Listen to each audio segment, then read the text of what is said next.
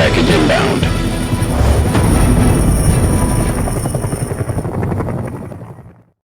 Anytime we lose something, we all kind of go through this period of grief.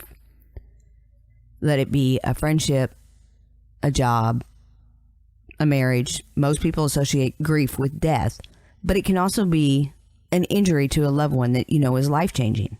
There are actually 5 stages to grief, and I'm going to go through and give you all 5 of them, and as I'm giving you each one, I'm going to kind of describe what it was like for me. You are going to have to figure out what each of these stages and what you're doing in them, but hopefully, what I'm talking about will kind of help guide you, and it may not be the exact same thing, or it may be. I don't know your stories, so all I can go off is mine. But the first stage that most people usually hit is denial. I would say things like, my husband, he's just having a hard time adjusting. When I did find out it was PTSD, I had real trouble accepting that my husband was injured. The next step in keeping me in denial was, thinking that the man I married was going to come back, that he would change back to the person that I married. And then anytime something went wrong, if he got triggered or whatever, I would blame myself. I blame myself for a lot of things. That kept me in denial and not facing the reality of PTSD. The next phase in the 5 stages of grieving is bargaining. The first bargain I made was, walking on eggshells. I won't say anything. I won't do anything to set him off, and I'll keep quiet so long as he doesn't go off. I would make excuses for his actions.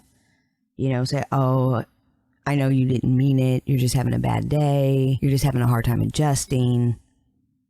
I thought that if I loved him enough, that he would change. I kept giving more and more of myself in an unhealthy way, thinking he, would all of a sudden miraculously wake up and realize, and he would change. And the last thing I did in bargaining was I tried to make deals with God to bring my husband back. The third stage of grieving is depression.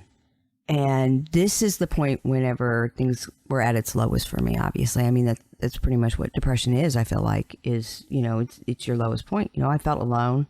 I felt numb. I felt completely hopeless because I didn't have anyone around me that understood. I flirted with suicide because I saw no way out.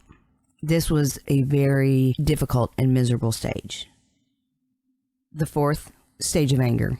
This one came on pretty quickly when I started facing things, okay? And my list of anger just kind of kept growing and growing and growing. And it's funny, the things that you can find to be upset with.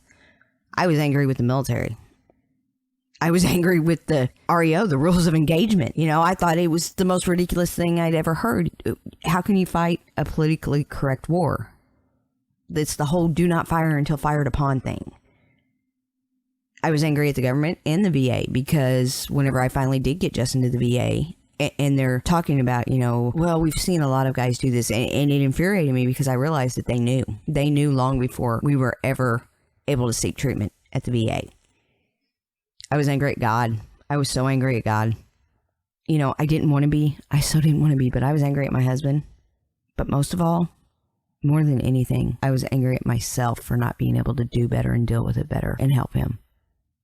And then the final stage was acceptance. When I finally sat down, got all my anger out, I could either accept it or not. If I didn't, I had to ask myself, are you really ready to leave your family and divorce and all of that? And I wasn't, but I couldn't stay if I didn't accept it. But once I hit this point, this is where things really, really started changing between me and my husband. I couldn't go on, pretending that he's going to get better someday and hoping for that. PTSD, it's here to stay. It can improve, it can be managed, but it's here. And so when I finally accepted all this, I'm at my lowest point, and I did some crazy things through this whole process because I didn't know what the heck I was doing. But learning about PTSD, learning how to better myself, not try to change my husband, to see his perception, that was a decision that only I could make. We always come back to the what do you want to do about it? And that's where I was at once again. What do you want to do about it? What path are you going to pick? You're at a fork in a road and you have to pick one way or the other.